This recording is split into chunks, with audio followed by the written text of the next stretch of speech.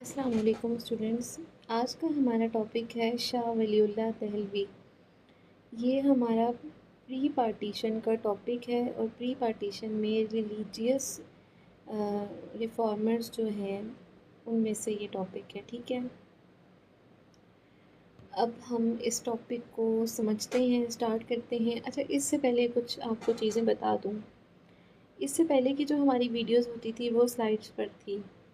मतलब मैं स्लाइड्स बनाकर आपको समझाती थी और वही जो स्लाइड्स होती थी उनका जो लिंक होता था वो डिस्क्रिप्शन बॉक्स में अटैच कर देती थी।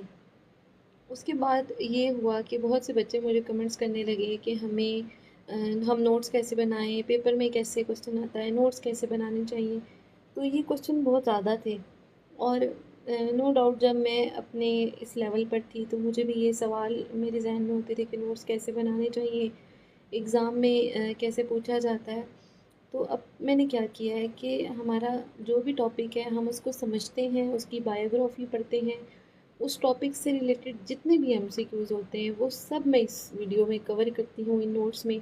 ये हमारे पास कभी 4 पेजेस के नोट्स बन जाते हैं, कभी 5 पेजेस के, कभी 3 पेजेस पे भी, टॉपिक पे डिपेंड करता है। ठीक है, तो ये जो नोट्स हैं ये मैं डिस्क्रिप्शन बॉक्स में अटैच कर दूँगी। इनका पीडीएफ है और ये इस तरह जो बच्चे मेरी वीडियोस देखते हैं उनको तो पता होगा, ये उनके लिए जो मुझे पहली बार देख रहे हैं जिनको नहीं पता, ऐसे हमने ना अपने पूरे टॉपिक के नोट्स बनाए हुए हैं और ये मैं अटैच कर दूँगी। टॉपिक जो हम पढ़ेंगे वो हम सिर्फ नोट्स नहीं पढ़ेंगे, वो हम एक डिटेल डिबेट करेंगे, उसको पास्ट से लिंक करेंगे।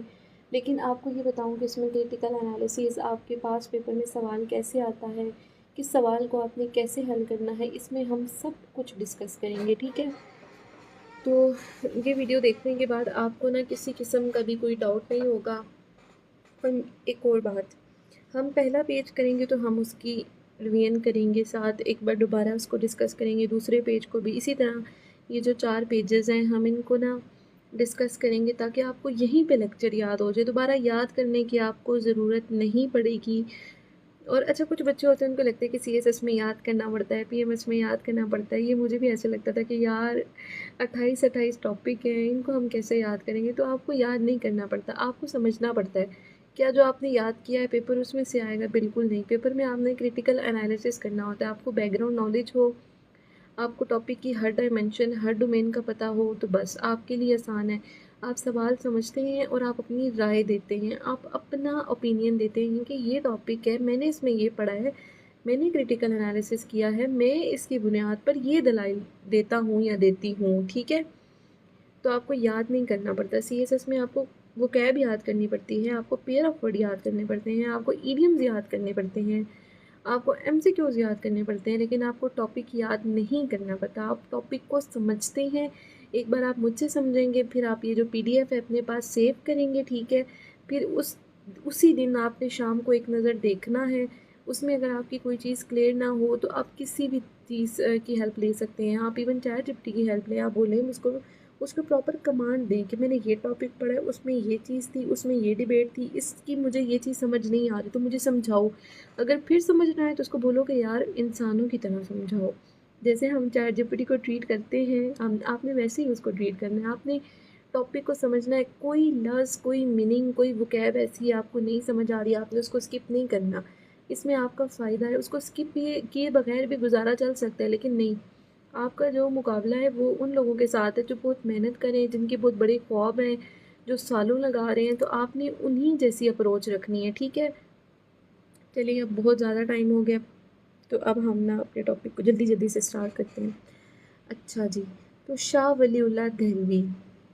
शाह वलीउल्लाह दहलवी 1803 को पैदा हुए और 1762 को इनकी वफ़ात हुई। ठीक है, अच्छा, तो अब हम देखते हैं कि इनका इंट्रोडक्शन क्या था। अच्छा, ये हमने एक कोटेशन लिख दी है, he sought revival of Islam through Quran Sunnah unity and reform. जितने भी इस्लामिक हमारे रिफॉर्मर्स थे वो यही करते थे कि इस्लाम को फैलाने की कोशिश करते थे। वो कहते थे कि आप कुरान को, सुन्ना को फॉलो करो और यूनिटी आपस में रखो। अब इंट्रोडक्शन में है जी, अच्छा जी, मैं थोड़ा सा और जूम कर लेती हूँ ताकि आप लोगों को ना आसानी हो। स्क्रीन शॉट नहीं लीजिएगा प्लीज़, कुछ बच्चे इधर ही शुरू कर देते हैं, आपको सब कुछ मिलेगा, आपने बस इसको आराम से हाथ बांध के बैठो, समझो। ठीक है, अब हम इंट्रोडक्शन पढ़ते हैं। Shah Waliullah Dehlavi was a great Islamic scholar and reformer, philosopher and muhaddith of 18th century India. He worked for the religious, social and political revival of Muslim. His thought became the foundation of many later reform movement in the subcontinent. हमने जी introduction पढ़ लिया। आपको कुछ समझ नहीं आई, कोई मसला नहीं है, मैं आपको समझाती हूँ।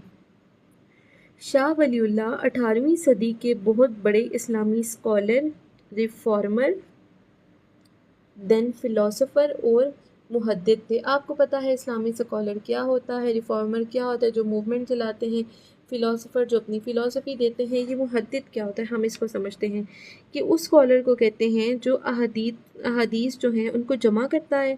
ठीक है, फिर उनको ना चेक करता है किसी ऑथेंटिक सोर्स से, उनको चेक करता है कि वाकई वो वैलिड है, ये वाली ठीक है, उसका मतलब समझता है। ठीक है, अब आपको समझ आ गया कि मुहद्दिद का मतलब होता है कि जो अहादीस को पहले पढ़ता है, फिर उनको एक सीक्वेंस से जमा करता है, फिर उनकी जो वैलिडिटी है कि वो ठीक हैं, वो वैलिड हैं, वो ऑथेंटिक हैं, उसको समझता है। इसको हम क्या कहते हैं, मुहद्दिद। अच्छा, अब उनका बुनियादी मिशन क्या था, अब हम इसको देखते हैं। ठीक है, अच्छा, तो इनका जो बुनियादी मिशन था वो क्या था, यहाँ पे ना मेरी वीडियो स्टॉप हो गई थी तो इस वजह से मैंने दोबारा कंटिन्यू किया है। उनका बुनियादी मिशन ये था कि मुसलमान दोबारा कुरान और सुन्नत की तरफ आएँ। ठीक है, एक तो ये मिशन था, दूसरा ये था कि दीन को सिर्फ रसूम तक महदूद ना रखें, सिर्फ रस्में ना फॉलो करें कि आप अगर किसी का हकूक़ है वो आप अदा नहीं करें, आप किसी के साथ कुछ बुरा सलूक करें, लेकिन आप कहते हैं कि नहीं, हमारे दीन में नमाज रोज़ा है, हम नमाज रोज़ा करेंगे, उसके अलावा हम जो ह्यूमन राइट्स हैं बेशक हम उनकी वायलेशन करें, तो आपने दीन में कोई रस्में नहीं रखनी।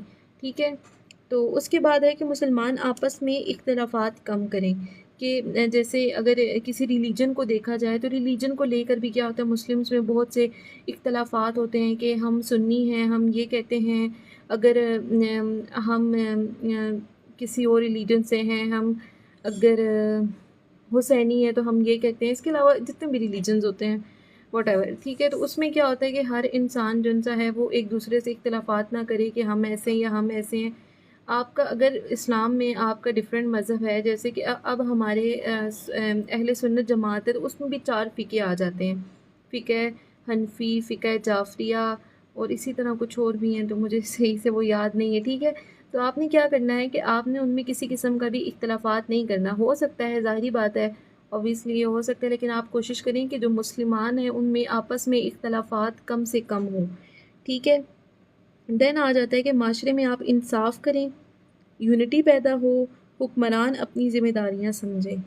तो हमने क्या देखा कि शाह वलीउल्लाह जो थे वो एक इस्लामी स्कॉलर भी थे। रुकिए मैं यहाँ से पेन का कलर चेंज करूँ।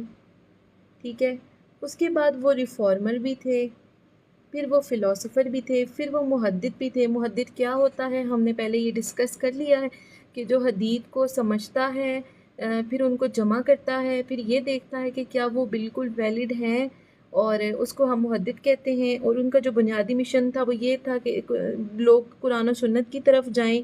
ठीक है, दीन में जो मुख्तलिफ़ किस्म की रसूमात हैं उनको फॉलो ना करें, मुसलमान आपस में इख्तलाफात को कम करें, माशरे में इंसाफ, इखलाक और यूनिटी पैदा करें। इसी के साथ साथ हुक्मरान जो हैं, जो हमारे लीडर्स हैं, वो क्या करें, अपनी ज़िम्मेदारियों को पूरा करें। अब हमने समझ लिया कि शाह वलीउल्लाह के बारे में। अब हम आहिस्ता आहिस्ता उनकी पूरी लाइफ को देखेंगे तो आपके और भी कॉन्सेप्ट क्लियर होते जाएंगे। यहाँ तक हमने पढ़ लिया, इसको मैं रेस करूँ। ठीक है, जल्दी जल्दी से ना, फटाफट हम आगे की तरफ मूव करते हैं।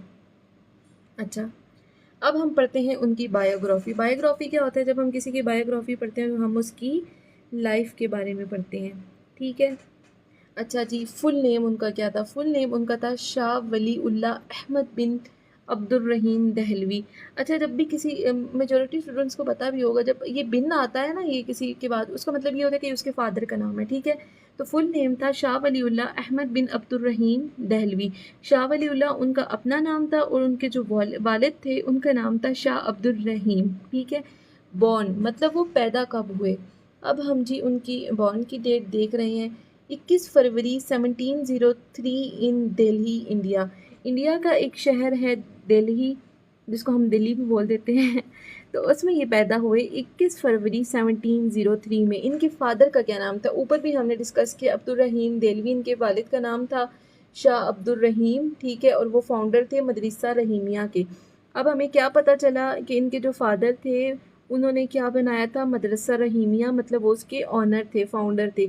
एजुकेशन क्या थी? मतलब जो, अब इनके फादर की बात नहीं हो रही, इनकी बात हो रही है, ठीक है। इन्होंने एजुकेशन क्या हासिल की? कुरान की, हदीस की, फ़िक़्ह की, तफसीर की, अरबिक की एंड इस्लामिक साइंस।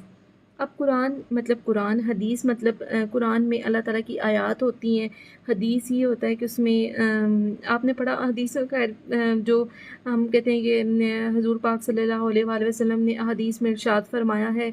देन उसके बाद आता है फ़िक़्ह। फ़िक़्ह क्या होता है? फ़िक़्ह का मतलब होता है इस्लामी कानून और रोज़मर्रा ज़िंदगी के शरई मसाइल को समझना। मतलब कि इस जो इस्लाम के कानून हैं और जो हमारा रोज़मर्रा ज़िंदगी में जो मसले मसाइल चल रही हैं, उनको इस्लाम के अकॉर्डिंग या इस्लाम के कानून के अकॉर्डिंग जो समझते हैं, उसको फ़िक़्ह बोलते हैं। देन है जी तफ़सीर। तफ़सीर का मतलब क्या होता है? तफ़सीर का मतलब ये होता है कि जो कुरान पाक की आयात का जो कॉन्टेक्स्ट है, उसका तफ़सीली मतलब समझना, ठीक है। कि कुरान पाक की आयात है, अब एक आयात है, ठीक है, कोई भी आयात है, उसका एक तर्जुमा है। तर्जुमा क्या है? कुरान पाक में लिखा हुआ है। देन उस तर्जुमे के ऊपर एक पूरी हिस्ट्री होगी, एक पूरी तफसील होगी, उसको हम कहते हैं जी तफसीर। अरबिक होता है कि मतलब अरबी और इस्लामिक साइंस होता है कि जदीद उस वक्त की जो इस्लामिक साइंस होगी वो, ठीक है। उसके बाद है जी हायर स्टडी। हायर स्टडी होते हैं कि वो travel to Mecca and Medina for advance learning. मतलब उन्होंने क्या किया कि एजुकेशन ये हासिल कर ली, उसके बाद वो हायर स्टडी के लिए कहाँ चलेगी? मक्का और मदीना, ठीक है। और कब वो फोत हुए, उनकी वफ़ात कब हुई? 20 अगस्त 1762 को, मतलब 1703 में पैदा हुए और 1762 में इनकी डेथ होगी। तो तकरीबन इनकी कितनी एज हुई? I think 59 years. चले, अब हम इसको दोबारा रिवाइज़ करते हैं। अब हमने इसे पढ़ना थोड़ी था, मैंने क्या कहा था, जो हम पढ़ेंगे उसको हम रिवाइज़ भी करेंगे जल्दी से। फुल नेम क्या था? शाह वली उल्लाह अहमद बिन अब्दुल रहीम दहलवी, ठीक है। 21 फरवरी 1703 को पैदा हुए दिल्ली, इंडिया में। उनके फादर का नाम था शाह अब्दुल रहीम और वो फाउंडर थे मदरसा रहीमिया के। एजुकेशन उन्होंने कुरान, हदीस, फ़िक़्ह, तफसीर, अरबिक एंड इस्लामिक साइंस की हासिल की। Then higher education travel to Mecca and Medina for advance learning. Died on 20 August 1762 in Delhi में उनकी वफ़ात हुई। अब हम देखते हैं कि अच्छा, हमने क्या देखा जी? 18 सेंचुरी में थे, ये हमने इंट्रो में देखा था। कहाँ देखा था यार? 18 सेंचुरी ऊपर मैंने पढ़ा था, मैं इससे पहले पढ़ा था मैंने, नहीं, ये देखो जी, 18 सेंचुरी में वो इंडिया में थे। तो 18 सेंचुरी में इंडिया में क्या था, इंडिया के क्या हालात थे, ठीक है। अब हम इंडिया को देखते हैं। शाह वलीउल्लाह के ज़माने को समझना ज़रूरी है, ठीक है, क्योंकि उनकी रिफ़ॉर्म मूवमेंट जो है वो उन्हीं सिचुएशन का रिस्पॉन्स है। आप देखेंगे कि वो 18 सेंचुरी में थे, उन्हें किन किन प्रॉब्लम का सामना करना पड़ा था, फिर उस प्रॉब्लम को देखते हुए उन्होंने क्या ऑब्जेक्टिव्स लिए थे, ठीक है। सबसे पहले पॉइंट है जी हमारे पास decline of Mughal empire after Aurangzeb. Aurangzeb के बाद क्या हुआ कि मुग़ल सल्तनत कमज़ोर होना शुरू होगी, सेंट्रल गवर्नमेंट का कंट्रोल कम होता गया, मुख्तलिफ इलाकाई जो क़ुव्वतें थी वो उभरने लगी। मतलब इधर भी कोई गवर्नमेंट बनने लगी, इधर भी छोटी छोटी पार्टीज़ बनने लगी। और औरंगज़ेब के बाद क्या हुआ? जो मुग़ल एम्पायर थी वो डाउनफॉल की तरफ चलने लगी। अब ये मुग़ल एम्पायर जो थी ये उस वक्त में थे 18 सेंचुरी में। तो इन्होंने देखा कि डिफरेंट पॉलिटिकल मूवमेंट्स चल रही हैं, डिफरेंट ग्रो जो हैं वो बढ़ते जा रहे हैं और जो मुग़ल एम्पायर है उसका डाउनफॉल चल रहा है। अब वहाँ पर ऐसे कौन से ग्रो थे या क्या था, हम उसको पढ़ते हैं। Rise of Marathas, Jats and regional powers. जो जट्स थे, ये जो दूसरी रीजनल पावर्स थी वो मजबूत हो रही थी। मुस्लिम रूलर्स आपस में इख्तलाफात और कमज़ोर लीडरशिप की वजह से यूनाइटेड नहीं रहे थे। उसमें क्या थी, हमने डिस्कस किया कि ये जो थी, ओहो एक सेकंड में ये पेन को चेंज कर लूँ। अच्छा, इसमें क्या था कि किन चीज़ों का राइज हो रहा था? जट्स का, रीजनल पावर का, मराठास का, इन चीज़ों का राइज हो रहा था। और जो मुस्लिम लोग थे वो आपस में क्या कर रहे थे, अपने जो इख्तलाफात थे उनको बढ़ा रहे थे। और इसकी वजह से क्या हो रहा था? इसकी वजह से जो मुस्लिम रूलर्स हैं उनके जो आपस में लीडरशिप है वो कमज़ोर हो रही थी, मुस्लिम जो हैं वो यूनाइट नहीं रह रहे थे। ठीक है, देन हमारे पास आता है जी political choice and weak Muslim leadership. इसका क्या मतलब है, अब हम इसको समझते हैं। मतलब कि सियासी, इसको आप सियासी अफरा तफरी कह सकते हैं कि जो हुक्मरान थे ना, उनमें करप्शन, पावर स्ट्रगल और लग्जरी, मतलब कि उन्होंने बहुत अच्छी जगह रहना, उनके पास बहुत चीज़ें होना, वो आगे। और जो आम लोगों की प्रॉब्लम्स थी ना, उनकी तरफ तवज्जो नहीं दे रहे थे। वीक मुस्लिम लीडरशिप थी। लीडरशिप कब अच्छी नहीं होती, जब आप अपने आप जहाँ के लीडर हैं, जो जगह आपके अंडर कंट्रोल है, वहाँ पे जो लोग हैं, उनके आप राइट्स को पूरा ना करें, उनको आप प्रोटेक्शन ना दें, उनको आप कॉन्स्टिट्यूशनल प्रोटेक्शन ना दें, या आप उनको फैसिलिटीज़ प्रोवाइड ना करें, उनका जो ह्यूमन और जो हेल्थ है वो अच्छे से डेवलपमेंट ना हो रही हो, उनकी एजुकेशन पे कोई डेवलपमेंट ना हो रही है, तो वो गवर्नमेंट कौन सी होती है, वो गवर्नमेंट वीक होती है। तो इनमें क्या था कि लोग, मतलब कि जो अमीर तबका था, जो सियासतदान थे, वो क्या थे, वो बड़ी लग्जरी में ज़िंदगी गुजार रहे थे, करप्शन कर रहे थे, पावर्स के पीछे भाग रहे थे। लेकिन जो आम लोग थे, उनको जिन मसले मसाइल का सामना करना पड़ा था, उनकी तरफ कोई तवज्जो नहीं दे रहा था। देन आ जाता है हमारे पास religious innovation, sectarianism, disputes and moral decline. अब ये इस पे हम पढ़ते हैं। मुख्तलिफ, मतलब ये था कि मुसलमान जो हैं वो मुख्तलिफ मसलिक और ग्रुप्स में तकसीम हो रहे थे। मसलिक क्या होता है, सेक्टेरियनिज्म क्या होता है? सेक्टेरियन हम इसको कहते हैं कि जैसे कि शिया सुन्नी है, उनके दरमियान कॉन्फ्लिक्ट बन जाए, वो शिया बोले कि सुन्नी काफिर है, सुन्नी बोले शिया काफिर है, इनके आपस में जो कॉन्फ्लिक्ट होते हैं, या फिर किसी और रिलीजन को देख लें तो उसको क्या कहते हैं, उसको कहते हैं सेक्टेरियन डिस्प्यूट्स, के सेक्ट की बुना पर, मज़हब की बुना पर जो लोग आपस में लड़ते हैं। तो उस वक्त क्या हो रहा था कि जो मसलिक हैं उनमें ग्रुप्स में तकसीम हो रहे थे, छोटे फ़िके जो थे इख्तलाफात को बहुत बड़ा मसला बना देते थे। दीन में कुछ ऐसी रस्में आ गई थी या ऐसी चीज़ें शामिल हो गई थी जो कुरान और सुन्नत के वाज़िया बुनियाद नहीं थी। मतलब कि रिलीजियस इनोवेशन का मतलब है कि आप मज़हब में ऐसी चीज़ें ले आओ जो कुरान और सुन्नत में शामिल नहीं है। आप दरबारों पे जाना शुरू कर दो, आप शिरक करना शुरू कर दो, आप अल्लाह के सिवा किसी और को किसी और को शरीक ठहराओ। ठीक है, इस तरह की जो चीज़ें होती हैं इसको हम कहते हैं जी रिलीजियस इनोवेशंस। ओके, देन हमारे पास आता है economic disorder, injustice and social imbalance. जो टैक्स होते हैं, जो माल की गलत तकसीम, एक्सप्लॉयटेशन और हुक्मरान तबके की ऐसी परस्ती की वजह से गरीब और अमीर के दरमियान क्या था, फ़र्क बढ़ रहा था कि वो इतने ऐश परस्त ज़िंदगी गुजारते थे, उनके पास सब कुछ होता था, जो गरीब होता था उनकी जो बेसिक ह्यूमन नीड्स हैं वो भी नहीं पूरी हो रही होती थी। शाह वलीउल्लाह ने समझा कि जब तक दीनी, समाजी, सियासी और माशी तमाम जो फैलाव हैं उनको रिफ़ॉर्म नहीं किया जा सकता, तो मुस्लिम सोसाइटी दोबारा मजबूत नहीं हो सकती। अब हमने हिस्टोरिकल बैकग्राउंड अच्छे से समझ लिया, अब हम इसको दोबारा से देखेंगे। क्या हुआ जी, decline of Mughal power after Aurangzeb. पहला पॉइंट क्या था कि मुग़ल पावर का डिक्लाइन हो गया औरंगज़ेब के पास। किन का राइस हुआ, रीजनल पावर्स का, जट्स वगैरह का। देन क्या हुआ, political choice, weak Muslim leadership हुई, लोग सियासत में जो एलीट थे, क्लास थे, वो मज़ीद आगे बढ़ते जा रहे थे, करप्शन कर रहे थे। जो आम लोग हैं, जो सिटीज़न हैं, उनको प्रॉपरली उनके जो राइट्स हैं वो प्रोवाइड नहीं कर रहे थे। देन है जी रिलीजियस इनोवेशंस, के इस्लाम में नई नई चीज़ें लाना, सेक्टेरियन डिस्प्यूट्स, मज़हब के नाम पे आपस में लड़ाई करना, जंग करना। Economic disorder, injustice and social imbalance. Economic disorder का मतलब ये है कि मतलब इकॉनमी का सही तरीके से आप ये समझ लें यूज़ नहीं किया जा रहा, करप्शन हो रही है, जो सियासत में लोग बैठे हुए हैं वो इस्तेमाल कर रहे हैं, गरीबों को चीज़ें प्रोवाइड नहीं हो रही, टैक्स हैं वो कलेक्ट कर रहे हैं लेकिन उनको फैसिलिटीज़ प्रोवाइड नहीं करे। इनजस्टिस का मतलब ये कि इंसाफ नहीं हो रहा, अमीर लोग अमीर तर होते जा रहे हैं, गरीब गरीब तर होते जा रहे हैं। सोशल इम्बैलेंस का क्या मतलब है कि सोसाइटी बराबर नहीं है, इम्बैलेंस है। हर जो बंदा है अगर उसका स्टेटस अच्छा है तो वो फिर नीचे वाले स्टेटस से डिफरेंट है। ओके जी, अब हमने देखिए स्टूडेंट्स, हमने क्या पढ़ा, हमने पढ़ा शाह वलीउल्लाह कब पैदा हुए, उनकी डेथ कब हुई, हमने इंट्रोडक्शन पढ़ा, उन्होंने क्या काम किया, हमने उनकी बायोग्राफी पढ़ी, देन हमने हिस्टोरिकल बैकग्राउंड पढ़ा। अब हम पढ़ते हैं कि ऑब्जेक्टिव ऑफ शाह वलीउल्लाह। देखिए, हमने देखा कि शाह वलीउल्लाह का जो इरा था, उस इरा में ये वाले सारे मसले मसाइल थे, इन चीज़ों को हमने देखा। अब हम देखेंगे कि उन्होंने इसके लिए जो ऑब्जेक्टिव्स थे उनके वो क्या थे, इसको हम रेस करते हैं। बहुत गंद मच जाता है। ओके,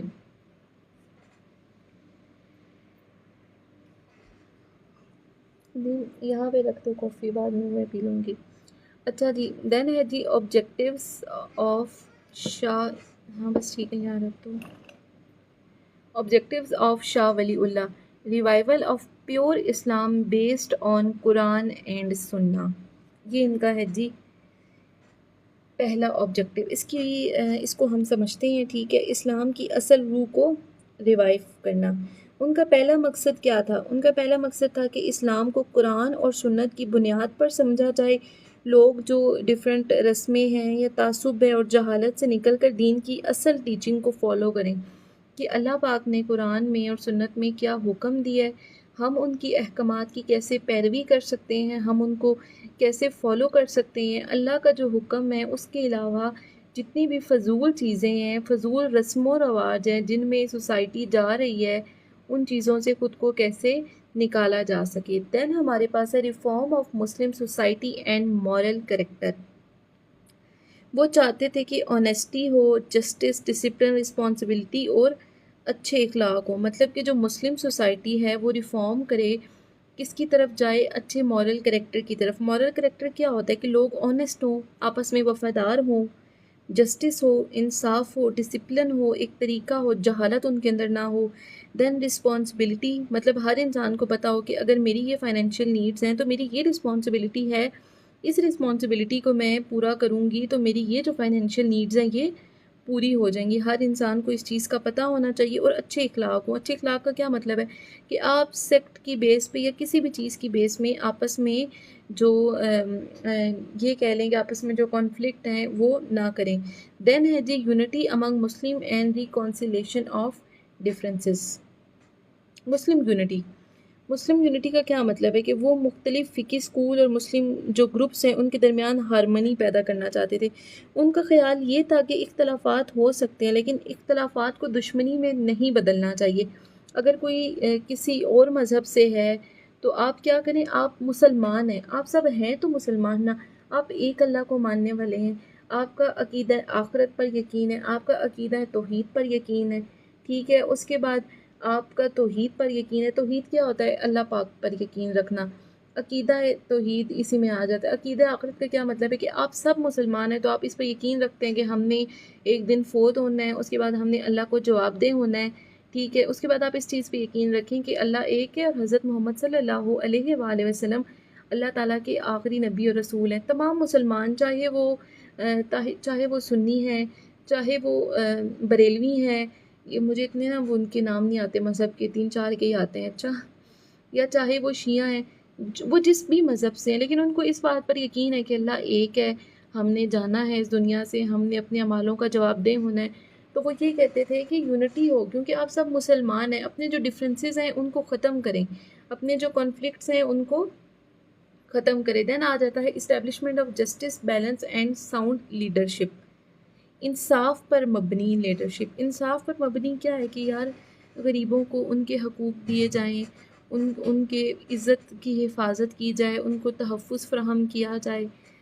वो ऐसे हुक्मरानों को मतलब हामी थे कि जो ज़िम्मेदार हों, ऐसे लीडर्स को पसंद करते थे जो इंसाफ पसंद हों, आवाम के मसाइल से वाकिफ़ हों, ठीक है। अब हमने उनका ऑब्जेक्टिव पढ़ा। हमने क्या पढ़ा? Revival of pure Islam on the base of Quran and सुन्ना। वो चाहते थे कि इस्लाम वापस आए, और किसकी बेस पर वापस आए? अल्लाह पाक के कुरान की और सुन्नत की।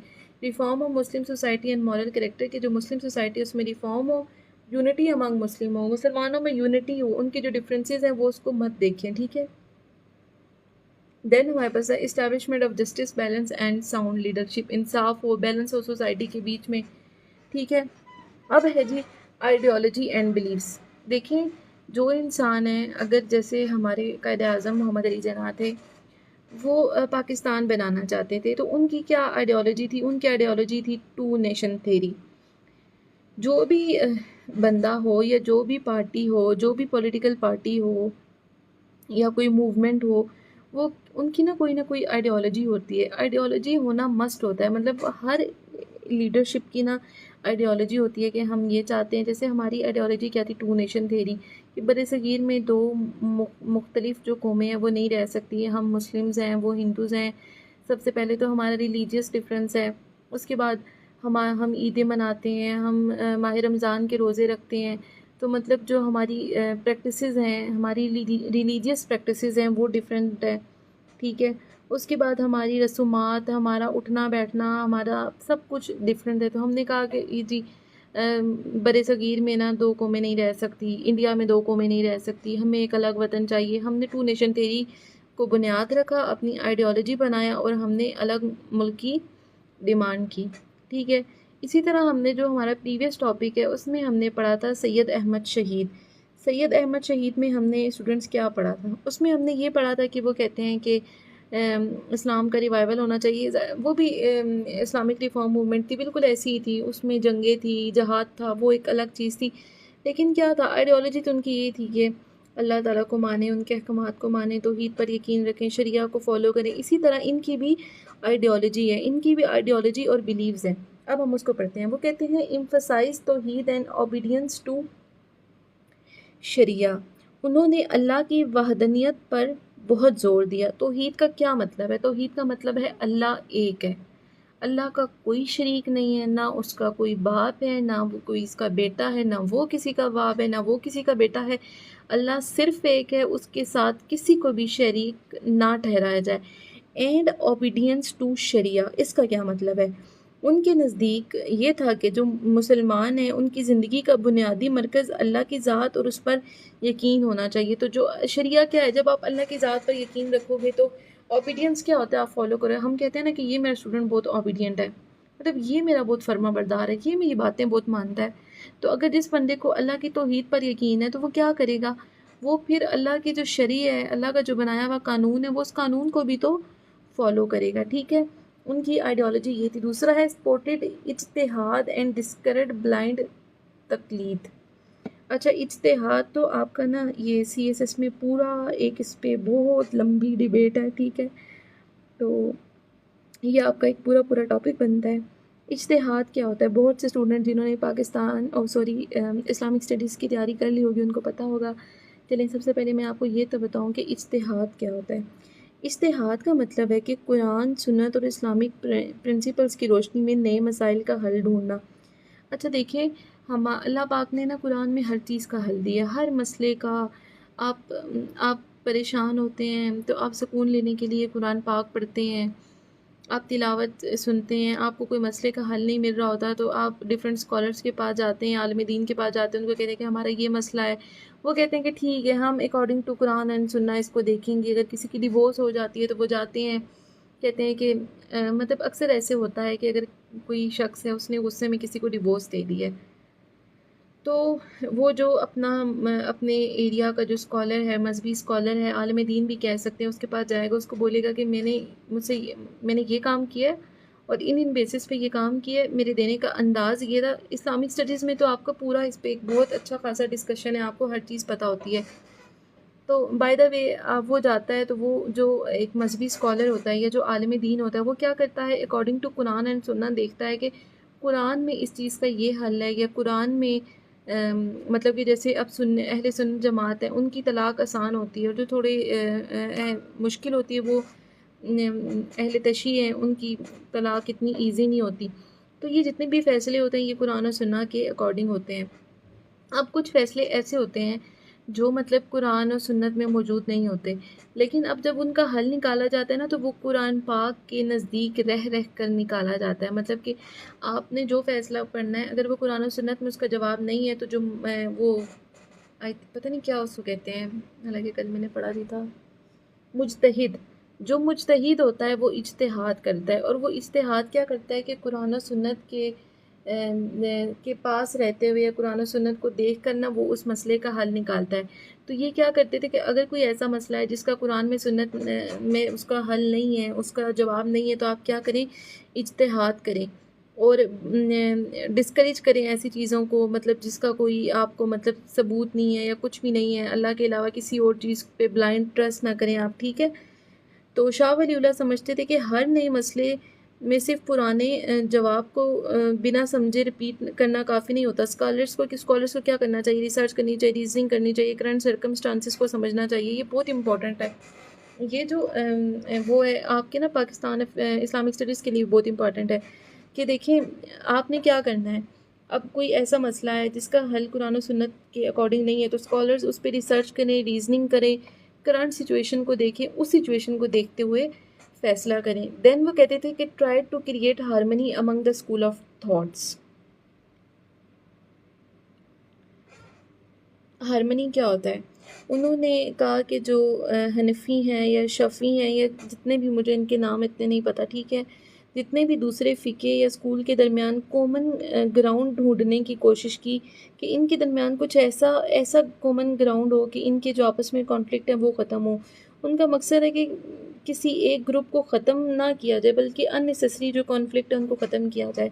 मतलब कि जो डिफरेंट मज़हब वाले लोग हैं, अगर वो डिफरेंट डिफरेंट चीज़ों पर कॉन्फ्लिक्ट करते हैं तो उसको ख़त्म किया जाए। एक सेकेंड में ये ठीक कर लूँ पॉइंटर।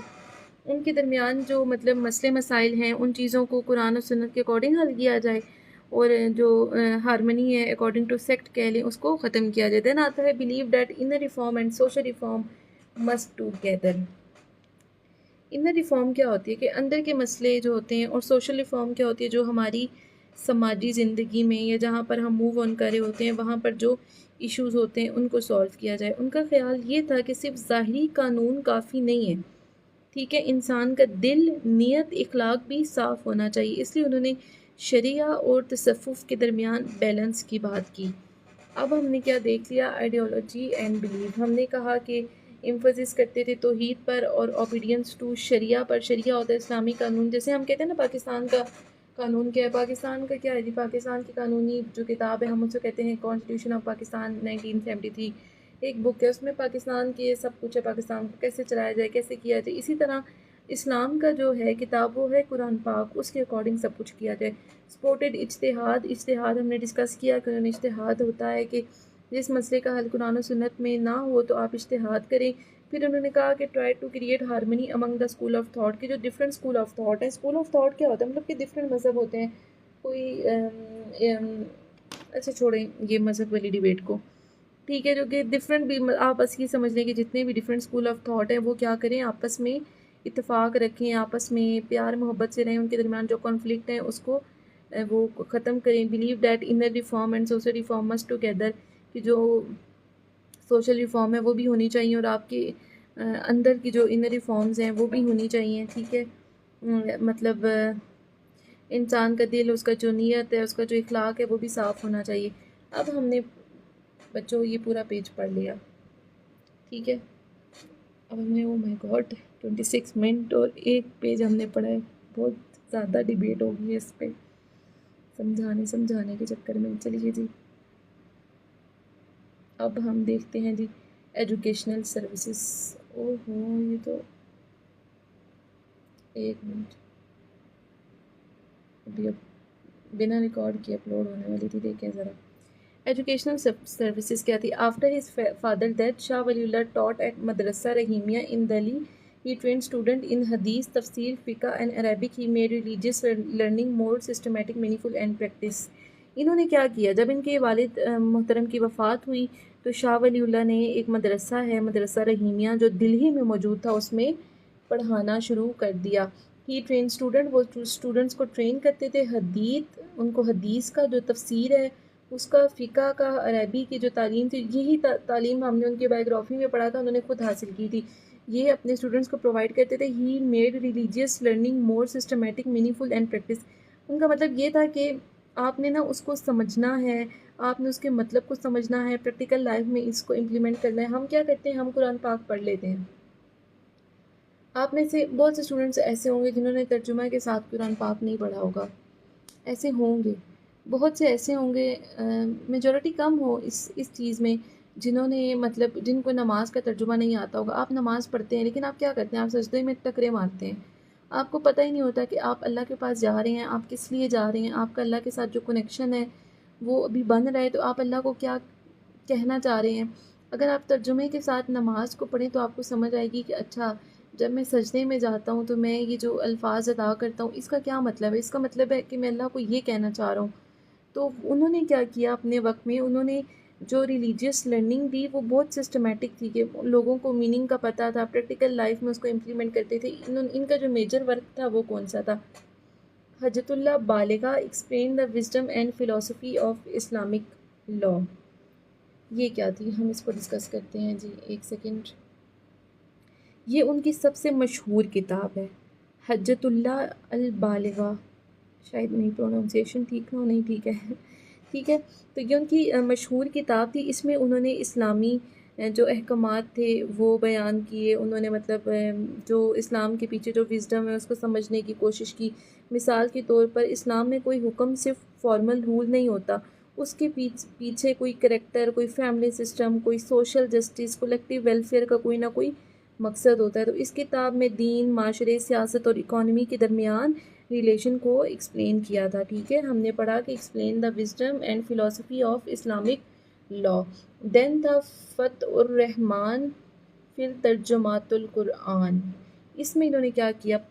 इसमें इन्होंने Persian translation of the Holi Quran, कि जो पर्शियन लैंग्वेज है उसमें कुरान पाक की ट्रांसलेशन की। ठीक है, देन जो तीसरा था अल फौजुल काबिर फ़ी उसूल अल तफसीर। इसमें इन्होंने क्या किया कि प्रिंसिपल ऑफ कुरानी इंटरप्रिटेशन, इसको हम ज़रा समझते हैं। ठीक है, ये क्या चीज़ है? इस किताब में कुरान को समझने के इन्होंने प्रिंसिपल एक्सप्लेन्स किए। ठीक है, प्रिंसिपल ऑफ कुरानिक इंटरप्रिटेशन। उन्होंने बताया कि कुरान की आयत को कॉन्टेक्स्ट, सब्जेक्ट और ओवरऑल मैसेज के साथ समझना चाहिए। देन आता है इज़ालातुल खफ़ा। इसमें क्या है? डिस्कस खिलाफत एंड पॉलिटिकल हिस्ट्री। खिलाफत जैसे हम कहते हैं कि हज़रत उमर फ़ारूक रज़ी अल्लाह ताला अन्हु खलीफा थे, और वो मतलब अपनी खिलाफत में ऐसे थे कि मतलब बहुत अच्छे लीडर थे। वो कहते थे कि अगर एक दरियाए नील के करीब अगर एक कुत्ता भी भूख या प्यास से मर गया तो मुझे उसका भी जवाब देना होगा। तो इन्होंने डिस्कस की कि खलीफा को कैसा होना चाहिए, पॉलिटिकल हिस्ट्री, इस्लाम को देखें, आप सल्लल्लाहु अलैहि वसल्लम की ज़िंदगी को देखें। जैसे हम इस्लामिक स्टडी में टॉपिक पढ़ते हैं, आप सल्लल्लाहु अलैहि वसल्लम बतौर सिपाही सलार, उसमें क्या थे? आप वसल्लम लीडर थे। आप वसल्लम ने सल्लल्लाहु अलैहि वसल्लम ने मुख्तलिफ़ जो ग़ज़वा थी वो लड़ी थी, उसमें आपकी लीडरशिप कैसी थी, आपने खिलाफत कैसे की, उसके बाद जितने भी खलीफा आए थे उन्होंने अपनी लाइफ कैसे निकाली, पॉलिटिकल हिस्ट्री, ये सब इसमें डिस्कस की हुई है। ठीक है, देन आता है तफ़हीमाते इलाहिया। इसमें उनके जो स्पिरिचुअल, इंटेलेक्चुअल, रिफॉर्मर्स रिफ्लेक्शंस थे वो मौजूद हैं। ठीक है, इसमें इन्होंने बताया कि एक अल्लाह पे यकीन करो, और अपनी ज़िंदगी के बहुत सी चीज़ें जो थी उन्होंने अपनी लास्ट बुक में डिस्कस की। अब मैं आपको दोबारा रिवाइज़ करवाऊँगी ये बुक्स, क्योंकि ना ये थोड़ी सी मुश्किल है, तो मुझसे तो पढ़ी भी नहीं जा रही थी। बाय द वे, सबसे पहली जो थी हजतुल्लाह बालिगा थी, उसमें उन्होंने क्या किया था? विजडम, फिलॉसफी और इस्लामिक लॉ को का बताया था। ठीक है, फिर था फ़तहुर रहमान फिर तर्जुमातुल कुरान। अब आप इसके नाम से याद कर दें कि पर्शियन में इसमें कुरान का तर्जुमा हुआ था। अल फौजुल कबीर फिल उसूलल तफसीर। इसमें उन्होंने क्या कहा था कि प्रिंसिपल ऑफ कुरानिक इंटरप्रिटेशन, इसमें उन्होंने तफसीर की थी कुरान पाक के असूलों की। देन था इज़ालातुल खफ़ा, डिस्कस खिलाफत एंड पॉलिटिकल हिस्ट्री। इसमें हमने बताया कि खलीफा कैसे थे इस्लामिक हिस्ट्री में। देन है Tafhimate Ilahiya, spiritual and intellectual reflection. Then आता है जी religious reforms and social reform. अच्छा, इन्होंने अपनी ज़िंदगी में जो रिफॉर्म्स की थी, इस्लामी जो रिफॉर्म्स की थी, या फिर जो सोशल रिफॉर्म्स की थी, इंटेलेक्चुअल रिफॉर्म्स की थी, हम इसको समझते हैं। सबसे पहले 1 सेकेंड, ये मैं आई पैड अपने पास कर लूँ। हाँ जी स्टूडेंट्स, तो देखिए रिलीजियस रिफॉर्म्स क्या थी? Purification of belief from bidat, superstition and excesses, emphasis on Quran Sunnah and hadith, balance between sharia and tasawwuf. ये क्या है? अच्छा देखिए, शाह वलीउल्लाह ने कहा कि मुस्लिम बिलीव्स को, मतलब मुसलमानों को बिदअत, सुपरस्टिशन और जो ये डिफरेंट खुदा पे यकीन रखना, इन चीज़ों से पाक रहना चाहिए। बिदअत क्या होता है? आप में से बहुत से स्टूडेंट्स को पता भी होगा, बहुत से स्टूडेंट्स को नहीं भी पता होगा। तो मैं ना ये इस पूरे की हर टर्म आपको हर लफ्ज़ समझाना चाहती हूँ, जो मुझे लगता है कि शायद मुश्किल होगा, आपको नहीं पता होगा। ठीक है। अच्छा, बिदअत ये होता है कि ऐसी चीज़ को रिलीजियस ऑब्लिगेशन बना देना जिससे कुरान व सुन्नत में कोई वाज़िया बुनियाद ना हो। तो उन्होंने कहा कि जो कुरान, सुन्नत और हदीस है उसके मुताले पर जोर दिया जाए। बिदअत होता है आप किसी भी चीज़ को बना लो कि बस ठीक है उस चीज़ पे आप यकीन कर लो। शरिया और तसव्वुफ़ का बैलेंस क्या होता है? ठीक है, बैलेंस बिटवीन शरिया एंड तसव्वुफ़, ये क्या चीज़ है? आपको कोई चीज़ मुश्किल लगे, आपने परेशान नहीं होना, हम कोशिश करेंगे हर चीज़ को डिस्कस करें, ठीक है। अच्छा, शरिया और तसव्वुफ़ का बैलेंस से मुराद ये है कि वो तसव्वुफ़ को मुकम्मल तौर पर रिजेक्ट नहीं करते थे। उनका ख़्याल था कि असली जो तसव्वुफ़ है इंसान की नीयत, उसके इखलाक, उसके स्पिरिचुअल प्यूरिफिकेशन करता है, लेकिन वो ऐसे तसव्वुफ़ के ख़िलाफ़ थे जो शरिया से अलग हो जाए या जो सुपरस्टिशंस पर मबनी हो, ठीक है। उसके बाद आती हैं जी सोशल रिफ़ॉर्म। सोशल रिफ़ॉर्म में है जी moral training, honesty, justice, discipline. आपको समझ आ गई होगी इसकी कि आप के अंदर ऑनेस्टी हो, जस्टिस होना चाहिए, डिसिप्लिन होना चाहिए। Unit of Muslim beyond sect and class कि आपका जो स्टेटस है, आपकी जो ज़ात पात है या फिर आपका जो सेक्ट, ये सेक्ट का क्या है? सेक्टेरियनिज़म, ठीक है। हमने पीछे डिस्कस किया है इसको। तो इसकी बुनियाद पर आप ने कुछ भी नहीं करना, ठीक है। यूनिटी होनी चाहिए क्योंकि आप मुसलमान हैं। आप ये देखिए कि हम सब मुसलमान हैं। जो भी हमारा रिलीजन है, जो भी हमारा मज़हब है, वो एक अलग चीज़ है, लेकिन हम एक अल्लाह को मानने वाले हैं। Better family and community life. आप अपनी फैमिली के साथ, अपने इधर उधर की कम्युनिटी, मतलब आप अगर कहीं पढ़ने के लिए जाते हैं, कहीं फैमिली गैदरिंग में जाते हैं, जहाँ भी जाते हैं तो आपका अच्छा रिलेशनशिप हो। फिर उनकी इंटेलेक्चुअल रिफॉर्म्स थी, वो क्या थी? Encourage ijtihad and deep study. हमने बताया कि आप डीप स्टडी करेंगे तो आपको इज्तिहाद का पता चलेगा। सिंपल, आप यहीं से देख लें कि अगर किसी चीज़ का हल कुरान और सुन्नत में मौजूद नहीं है तो आप उसको पढ़ें, उसको कुरान और सुन्नत से रिलेट करें, कुरान और सुन्नत के साथ रहते हुए आप उस चीज़ का हल निकालें, उसको हम कहते हैं इज्तिहाद। देन है रिकॉन्साइल डिफरेंसेस अमंग फिqhi स्कूल्स। अच्छा, इसमें क्या है? इसमें ये है कि आपने क्या करना है कि पहले तो हमने कह दिया कि इज्तिहाद करना है। फिर उनका ये ख़्याल है कि मतलब जो स्कॉलर्स हैं वो एक दूसरे को ओपिनियंस समझाएं, ठीक है। उन्होंने दीन को रियल लाइफ से कनेक्ट किया, यानी रिलीजन जो है, जो मज़हब है, वो सिर्फ मस्जिद या पर्सनल वर्शिप तक महदूद नहीं हो, बल्कि जो आपकी इकॉनमी है, जो आपकी पॉलिटिक्स है, फैमिली है, जस्टिस है, वेलफेयर है, उसमें भी दीन को होना चाहिए। तो आप दीन को, जो बाकी स्कूल्स हैं, बाकी स्कूल ऑफ थॉट्स हैं, आप उनसे डिफरेंस रखें। Link religion with real social needs. अपनी जो ज़िंदगी है, रियल सोशल नीड्स में क्या आता है? हमारी फैमिली आती है, हमारी पॉलिटिक्स आती है, हमारी इकॉनमी आती है, जस्टिस आती है, पब्लिक वेलफेयर आती है। इसके साथ आप दीन को रिलेट करें। देन उनका क्या था जी? Method of reforms. Method of reforms में है जी teacher and training of students. उन्होंने टीचर्स और स्टूडेंट्स की ट्रेनिंग का कहा। Writing books and letters for guidance. उन्होंने किताबें लिखी ताकि लोग उससे हदायत हासिल करें। Translation of Quran for common understanding. उन्होंने कुरान पाक की ट्रांसलेशन की ताकि हर इंसान को समझ आ सके। कुरान तो अरबी में है। अब उस वक्त के जो लोग थे उनको पर्शियन लैंग्वेज आती थी, तो उन्होंने कुरान पाक को पर्शियन लैंग्वेज में ट्रांसलेट किया। Advice for rulers and scholar for social change. ये देखिए, ये पॉइंट हमने यहाँ पर डिस्कस किया, ठीक है। कि उन्होंने रूलर्स को एडवाइस दी कि सोशल चेंज लाएं।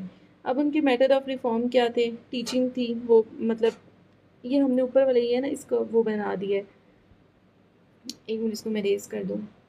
ये समझ, इसका हमने फ्लो चार्ट बना के ना छोटा सा, तो हमने ये कर दिया कि उनके मेथड ऑफ रिफॉर्म्स कैसे थे। इस वजह से कुछ चीज़ों को मैं इस तरह से एक्सप्लेन करती हूँ क्योंकि ये ना आपके पास पेपर में चीज़ आई हुई। आगे हम क्वेश्चन डिस्कस करेंगे ना, वहाँ पे देखेंगे। मेथड ऑफ रिफॉर्म थे, टीचिंग थे, उसके बाद उन्होंने बुक्स लिखी, उसके बाद उन्होंने रिफॉर्म्स की, उन्होंने रिवाइवल करने की कोशिश की। शाह वली उल्लाह पॉलिटिकल थॉट। इस वक्त ना मेरे मुंह से अल्फाज भी ना टेढ़े मेढ़े अदा हो रहे हैं क्योंकि रात के 2:15 हो गए हैं और मैं बहुत थक चुकी हूँ। चलिए जी, पॉलिटिकल थॉट क्या थे? Believe that the state must uphold justice and sharia. मतलब कि जो शाह वलीउल्लाह के नज़दीक स्टेट्स का जो बुनियादी फ़र्ज़ है वो इंसाफ कायम करना चाहिए, जस्टिस होना चाहिए, लोग ऑनेस्ट हों, अवाम ज़िम्मेदार हो, पब्लिक रिसोर्स का गलत इस्तेमाल ना किया जाए, शरिया और जस्टिस के प्रिंसिपल को फॉलो किया जाए, गरीब और जो कमज़ोर लोग हैं उनके दरमियान फ़र्क ना किया जाए, गरीब और कमज़ोर लोगों की प्रोटेक्शन की। They wanted strong honest and responsible rulers, ऐसे रिस्पॉन्सिबल हों जो वफ़ादार भी हों लीडर्स आपके आपके रूलर्स, ठीक है, बहादुर भी हों और रिस्पॉन्सिबल भी हों। उनको पता हो कि हमने इन लोगों की रिस्पॉन्सिबिलिटीज़ को पूरा करना है। Criticize political corruption and luxury of elites, कि करप्शन को ख़त्म किया जाए और जो एलिट्स हैं उनकी जो लग्जरी है, मतलब कि वो अमीर से अमीरतर होते जा रहे हैं, उसको ख़त्म किया जाए। Wrote letter to Muslim rulers to reform and unity, उन्होंने बहुत से खतूत भी लिखे, ठीक है। देन आ जाता है सोशल एंड इकनॉमिक थाट, उनका क्या था, balance between right and duties.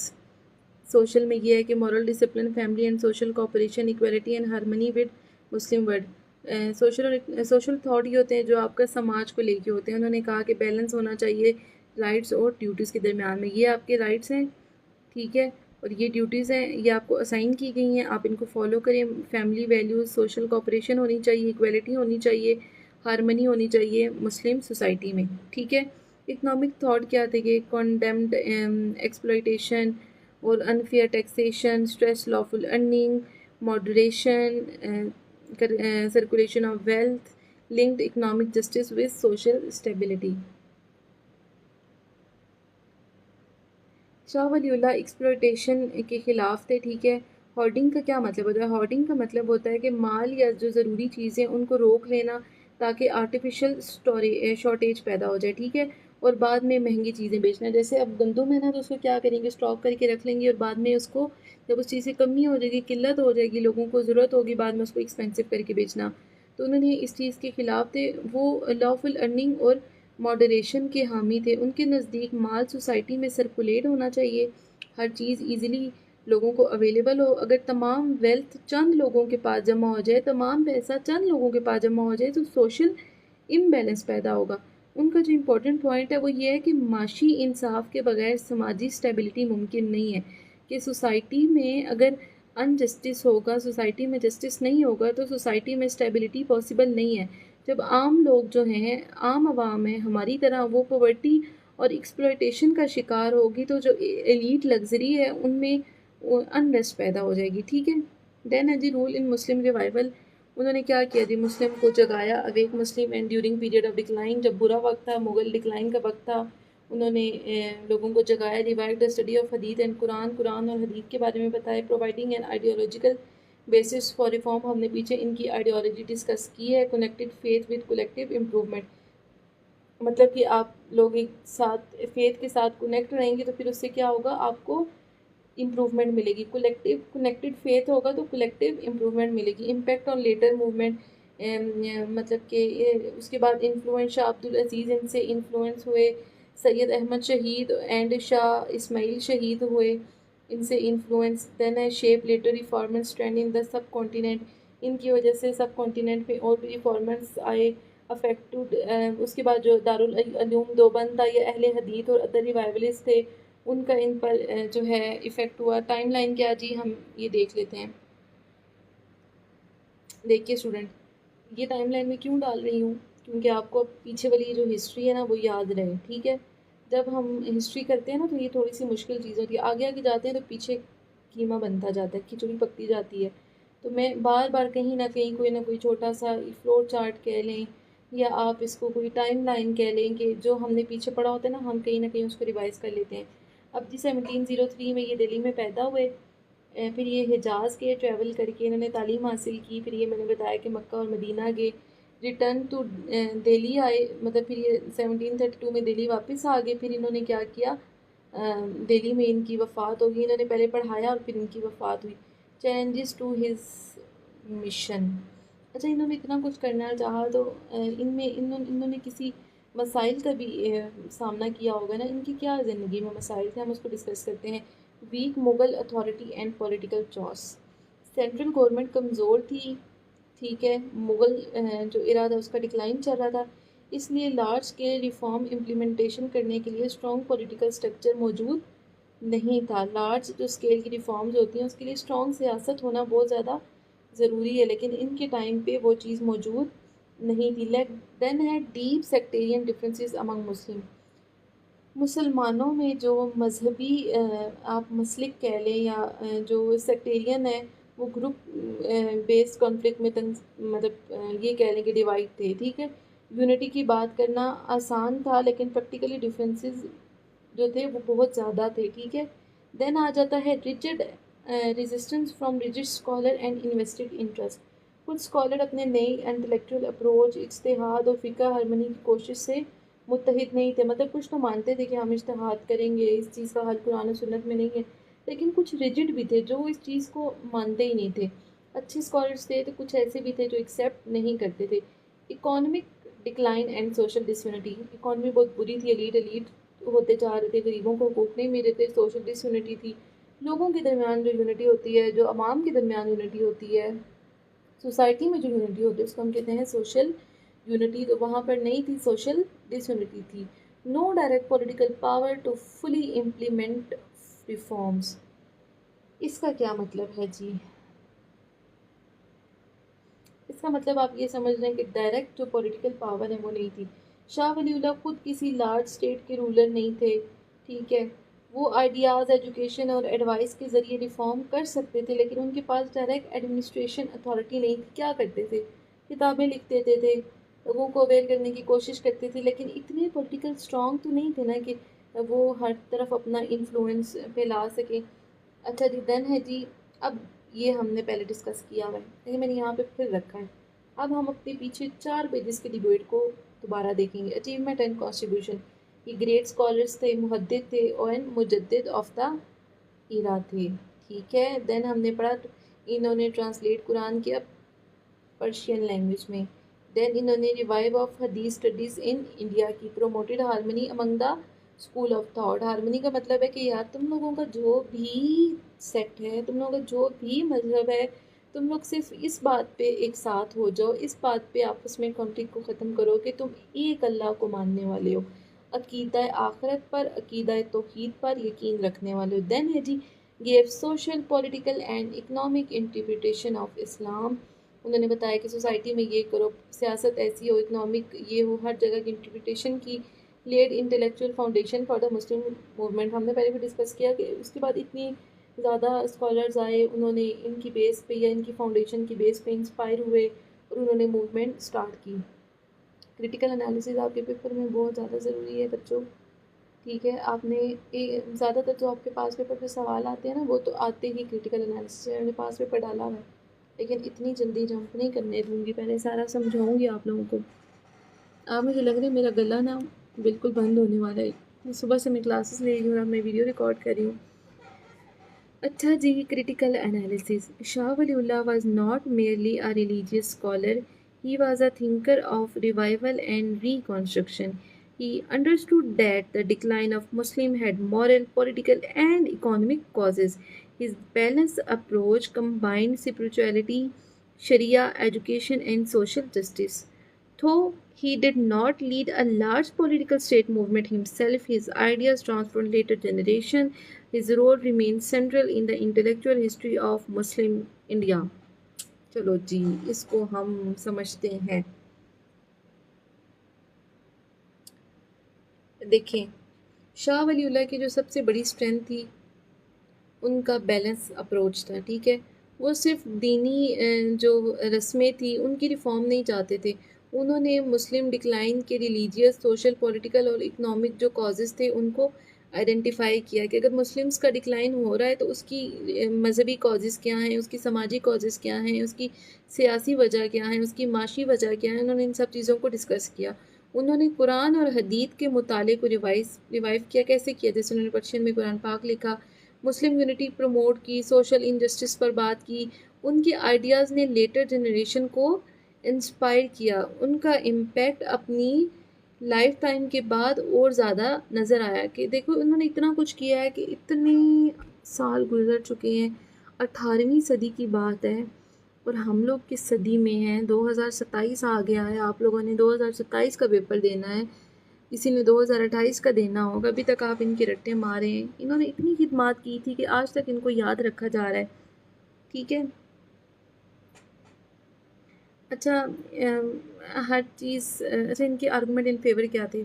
हम ये देखते हैं कि रिवाइव कुरान एंड हदीत को उन्होंने स्टडी किया, promote unity and reform, address social injustice, inspire later movement इनसे इंस्पायर हुई। इन्होंने सोशल जस्टिस वो क्या लिमिटेशन क्या थी, reform spread slowly, Aahista Aahista reform हुई। पॉलिटिकल बैकिंग वाज एब्सेंट, कि जो बंदा आपको पीछे से टेक देता है, जो बंदा आपका सहारा बनता है, आपको सपोर्ट करता है आगे बढ़ने में, इनके पास वो बैकिंग नहीं थी। अपोजिशन फ्रॉम कंजर्वेटिव सर्कल्स, कुछ मुस्लिम्स इनके अगेंस्ट थे, उसके अलावा कुछ और लोग इनके अगेंस्ट थे। Society limited results. चलो जी आगे चलते हैं जी। CS examiner points. अब आपने क्या करना है, आपने सब कुछ पढ़ लिया, अब आप इन सब चीज़ों को याद रखेंगे? बिल्कुल भी ऐसा नहीं होगा। आगे आगे बढ़ते जाएंगे, पीछे वाला जहन से निकालते जाएंगे। आपने क्या करना है, focus on his thought and reform method. आपने सबसे पहले जो चीज़ आपने याद रखनी, वैसे तो ओवरऑल आपको मैं नोट्स प्रोवाइड कर रही हूँ, लेकिन जो ना इनका मतलब इनके थॉट क्या थी, इनकी थिंकिंग कैसी थी, आपने ये चीज़ देखनी है। इन्होंने रिफ़ॉर्म कैसे लाई, इनके रिफ़ॉर्म का मेथड कैसा था, फिर आपने अपने पेपर में मेंशन करना है उन्होंने ट्रांसलेशन ऑफ कुरान और हजरतुल्लाह बालगा में क्या किया कि उन्होंने कुरान पाक की पर्शियन लैंग्वेज में ट्रांसलेशन की। उसके बाद आपने बताना है कि सोशल पॉलिटिकल और इकनॉमिक डायमेंशन इनकी कौन सी थी, link his with later Muslim awakening, अभी भी मुसलमानों के साथ आज की करंट सिचुएशन के साथ भी आप लिंक कर सकते हो। अगर ये बहुत इंपॉर्टेंट टॉपिक है, ये इस बार भी पक्का आएगा। अगर प्री पार्टीशन में से आया सवाल तो इसमें से आने के बहुत ज़्यादा चांसेस हैं। अच्छा, हम अब पास पेपर से सवाल देखते हैं। Shah Waliullah as a religious reformer, ठीक है, contribution of Shah Waliullah to the Muslim thought, critically analyze the political ideas of Shah Waliullah, impact of Shah Waliullah on later movement in India। देखो बच्चों, आपने पूरा टॉपिक पढ़ लिया, वीडियो को 49 मिनट हो गए। 49 मिनट में आपका इतना प्रीशियस टाइम था, आपने अपना, सबसे पहले तो आपने अपना जो वक्त है वो इन्वेस्ट किया, ठीक है। उसके बाद आपने अपना मोबाइल की जो चार्जिंग है या लैपटॉप की चार्जिंग है उसको भी इन्वेस्ट किया, ये तो सबसे बड़ी वजह होगी।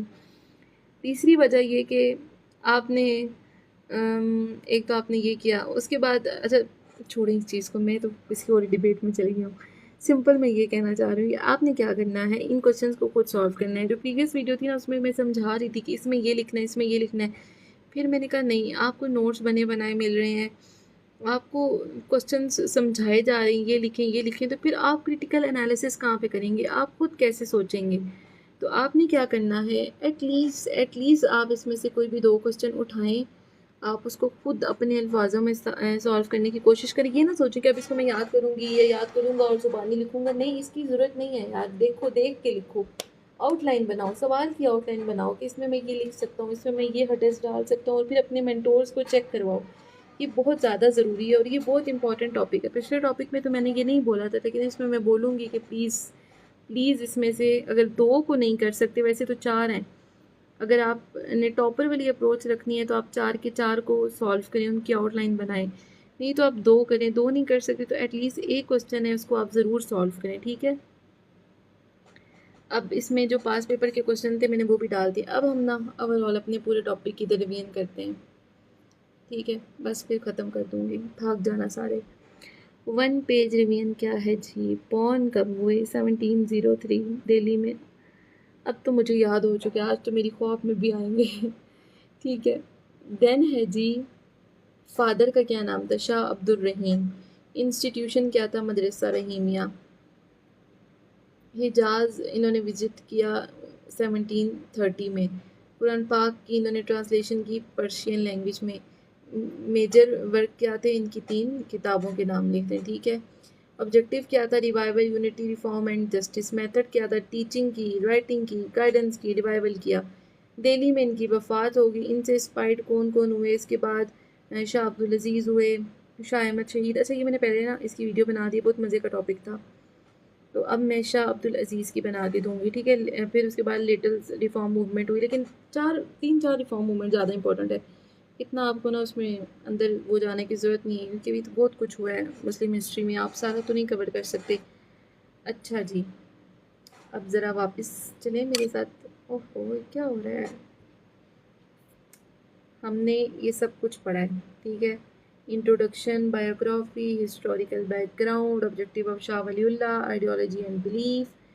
अच्छा, बात सुने, अब कुछ बच्चों को ना मेरी वीडियोस बड़ी लगती होंगी, लेकिन हम टॉपिक को हर डायमेंशन से कवर करते हैं। मुझे नहीं समझ आती कि यार लोग 10 से 15 मिनट में एक टॉपिक को कैसे कवर करवा देते हैं। मुझसे तो ऐसा नहीं हो सकता। इतनी ज़्यादा चीज़ें होती हैं जब मैं नोट्स बना रही होती हूँ, तो मैं ये नहीं सोच सकती कि इसमें मैं ये ना डालूँ, ये ना डालूँ। मतलब जो चीज़ मैं देखूँ मुझे इंपॉर्टेंट लग रही होती है, मुझे लगता है कि नहीं, इससे रिलेटेड कोई एमसीक्यूज़ आ सकते हैं, इनको 1 नंबर मिल सकता है, या इससे रिलेटेड कोई चीज़ आ सकती है, उसमें 1 नंबर कट सकता है, तो ज़रूर इसको भी ऐड किया जाए। हमने कोई फ़िज़ूल डिस्कशन नहीं की, सब इम्पोर्टेंट चीज़ें थी। तो आपने अब आपको नोट्स बने हुए मिल गए हैं, आप ना इसको स्क्रीनशॉट ले लीजिएगा। नहीं, कुछ बच्चे ऐसे होते हैं ना जिनको डिस्क्रिप्शन बॉक्स में नोट्स नहीं हो तो उनको सेव करना नहीं आता, तो उनके लिए मैं क्या करती हूँ, इस वीडियो को ना यहाँ पे इसकी आईपैड की रोटेट चेंज करती हूँ, ये मैं रिमूव कर लूँ, ठीक है। तो फिर आपने क्या करना है, आपने इसका स्क्रीनशॉट बना लेना। मैं इसकी रोटेट चेंज करी, ओके। अब है जी, इसकी हमने रोटेट चेंज की। ये रुके, मैं इसको ना ज़रा रिमूव कर दूँ, पता नहीं मेरा चल नहीं रहा, इसको क्या हो गया है। अच्छा, अब इस पे थोड़ा सा वो तो है, लेकिन अब ये मेरा जो इरेज़र है वो नहीं चल रहा। आप इसका स्क्रीनशॉट लें, हरी अप, जल्दी से लें। ओके, आपने ले लिया होगा। ये उन स्टूडेंट्स के लिए है जिनको डिस्क्रिप्शन बॉक्स से पीडीएफ सेव करने नहीं आता। हर स्टूडेंट ने ना ये नहीं करना। ओके, अब ये दूसरा है, इसको आप स्क्रीनशॉट लीजिए। ये हमारा 3rd पेज है, इसका भी लीजिए। ये हमारा 4th पेज है, इसका भी स्क्रीनशॉट ले लें आप, ताकि ना आपको नोट्स बने बनाए मिले, इधर उधर भागने की ज़रूरत ना पड़े। ओके ओके ओके ओके, बात है जी हम नेक्स्ट पे, इसका भी आप ले लें। 5 पेजेस थे, आपने 5 स्क्रीनशॉट लेने हैं, उम्मीद करती हूँ आपने ले लिए होंगे। ओके, अल्लाह हाफिज़। तो अब जी मैं इसको बंद कर रही हूँ। Thank you so much.